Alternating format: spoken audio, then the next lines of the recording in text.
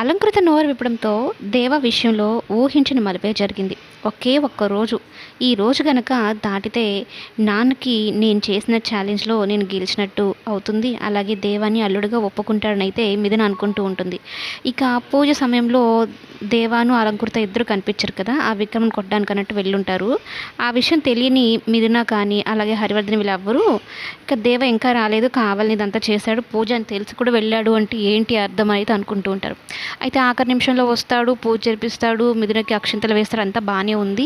ఇక మిథున కూడా దేవుడికి దండం పెట్టుకొని, దేవుడా ఇదొక్క రోజు గడిచిపోయి రేపు ఒక్క రోజు కానీ గడిచిపోయింది అంటే నేను కూడా జరుగుతుంది అనుకునే లోపే పోలీసులు వస్తారు. వచ్చి మినిస్టర్ గారి కొడుకుని చితక బాది రౌడీయిజం చేసి దౌర్జన్యం చేశాడని అయితే చెప్పడంతో ఇక ఆడపిల్ల గురించి బయట పెట్టడం తనకిష్టం లేదు. ఇలాగా తనని అసభ్యకరంగా ఫొటోస్ తీశాడు ఆ మినిస్టర్ కొడుకు, ఇవన్నీ చెప్తే పరువు పోతుందని దేవ మౌనంగా ఉంటాడు.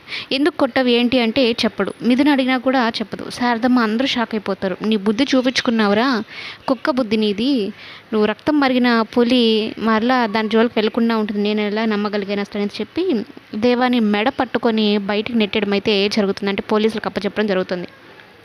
ఇక పోలీసులు దేవాన్ని తీసుకెళ్ళడం కూడా జరుగుతుంది. దేవాన్ని అక్కడ కొడతారు. ఎందుకు కొట్టావు, ఎందుకు చేసుకున్నావు ఏంటి అని అడిగితే ఎక్కడ నోరు విమ్మేటప్పుడు, ఎందుకంటే ఒక ఆడపిల్ల జీవితం గురించి నలుగురిలో బయట పెట్టడం దేవాకి ఇష్టం లేదు కాబట్టే చెప్పడు. కానీ దాన్ని ఆసరాగా తీసుకొని ఈ త్రిపుర కానీ ఆదిత్య కానీ మరొక ప్లాన్ అయితే వేయబోతున్నట్టు, శాశ్వతంగా జైల్లో ఉండేలాగా చేస్తున్నారు. అయితే అసలు ట్విస్ట్ ఏంటి అంటే మిథున కూడా దేవాన్ని తప్పుపడుతూ ఉంటే ఇక అలంకృత వచ్చి అక్క నా వల్లనే బావ వాడిని కొట్టాల్సి వచ్చింది అని అయితే చెప్పడంతో ఒక్కసారిగా హరివర్ధన్ కూడా విషయం తెలుసుకొని ఒక ఆడపిల్ల జీవితం నాశనం అయిపోతుందని చెప్పలేదా అని తనంతటి తానే వెళ్ళి స్టేషన్కి వెళ్ళి దేవాన్ని బెయిల్ ఇప్పించి మరి తీసుకొని అయితే రావడం జరుగుతుంది.